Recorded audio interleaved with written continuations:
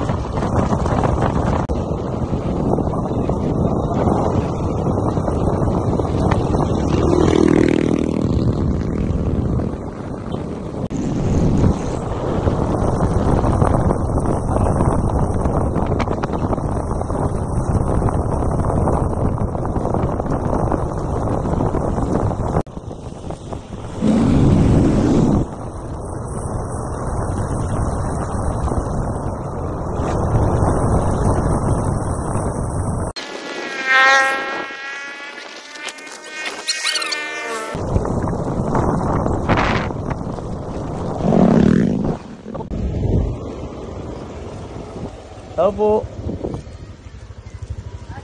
Si Alvin po dyan.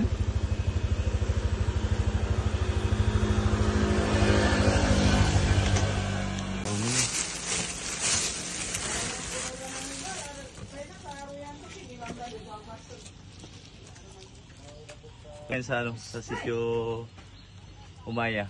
So ibibigyan natin yung bola kay Alvin. Alvin po nandun kanina